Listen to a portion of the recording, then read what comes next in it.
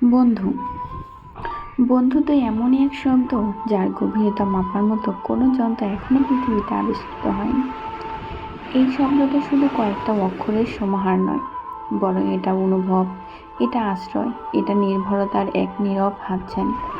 জীবনের প্রতিটি মোড়ে ভালোবাসা কিংবা কষ্ট, নির্জনতা বা উদযাপন, বন্ধুত্বের সাথে জড়িয়ে থাকা মানুষটা চুপচাপ পাশে থাকে।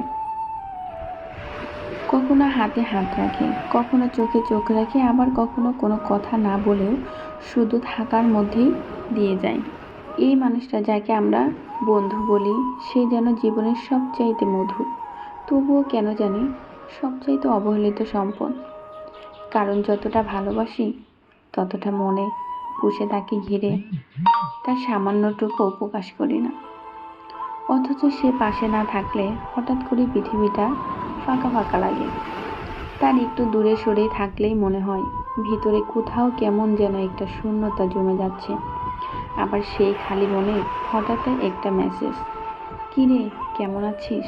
আর আপনি নিজেই অবাক হয়ে যান, এতটা হাসি কিভাবে এলো মুখে।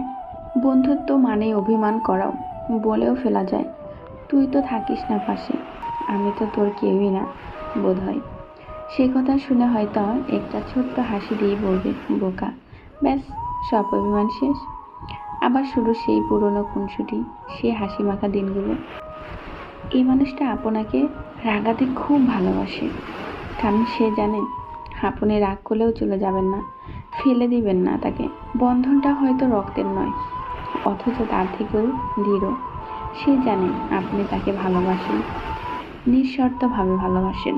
তার সাথে আপনি কখনো ফুটপাতের ঝালমুড়ি খেতে পারেন, আবার কখনো জমিয়ে টাকা 5 স্টার রেস্টুরেন্টে খেতে যেতে পারেন। কারণ আসলে জায়গা নয়, মানুষটাই মুখের হাসি এনে দেয়। এই মানুষটাই আপনাকে বোঝে, না বললেও বোঝে।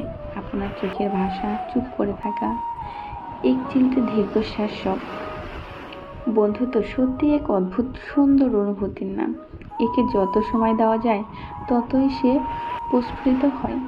ব্যস্ততার মধ্যেও একটু সময় বের করে যদি বলি, কি করছিস, সব ঠিকঠাক, তাহলে এই একটুখানি যত্নই হয়ে দাঁড়ায় সব কিছুর ঊর্ধ্বে।